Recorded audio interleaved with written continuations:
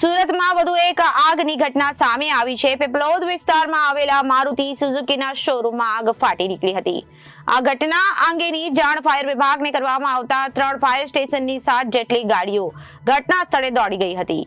હાલ આગને કાબૂમાં લેવાનો પ્રયાસ કરવામાં આવી રહ્યા હતા, જો કે હજુ સુધી કોઈ જાનહાનિના સમાચાર સામે આવ્યા નથી। મળતી માહિતી પ્રમાણે પીપલોદ વિસ્તારમાં ઇસ્કોન મોલની સામે મારુતિ સુઝુકીનો શોરૂમ આવેલો છે। રાત્રિના સમયે શોરૂમમાં અચાનક આગ ફાટી નીકળી હતી અને શોરૂમના બીજા માળે આગ દેખાતા રસ્તા પર લોકો થંભી ગયા હતા। આગની જાણ તાત્કાલિક ફાયર વિભાગને કરવામાં આવી હતી, જેના પગલે 3 ફાયર સ્ટેશન, મજુરા, માન દરવાજા અને વેસુ ફાયર સ્ટેશનની 7 જેટલી ગાડીઓ ઘટના સ્થળે દોડી આવી હતી।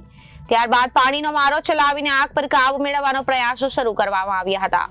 ફાયર વિભાગ પાસેથી મળતી માહિતી પ્રમાણે હાલ તો ફાયર વિભાગની 7 ગાડીઓ અને જવાનો દ્વારા પાણીનો મારો ચલાવીને આગ પર કાબુ મેળવવાના પ્રયાસો કરવામાં આવી રહ્યા છે।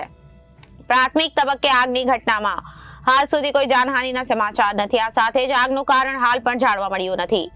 ફાયર વિભાગ દ્વારા આસપાસમાં પણ આગ ન ફેલાય માટેના પ્રયાસો કરવામાં આવી રહ્યા છે અને ફાયર ઓફિસર અક્ષયે જણાવ્યું હતું કે ફાયર વિભાગે જ્યારે ઘટના સ્થળે પહોંચ્યો ત્યારે આજે ભીષણ રૂપ ધારણ કરી લીધું હતું।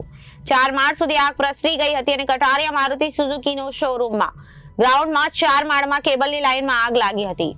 શોરૂમમાં કોઈ ન હોવાથી મોટી જાનહાનિ ટળી ન હતી। 4 માળના કેબલ અને ફર્નિચર સહિત 2 કાર બળીને ખાખ થઈ ગઈ છે, જેથી લાખોના નુકસાનની આશંકા સેવવામાં આવી રહી છે।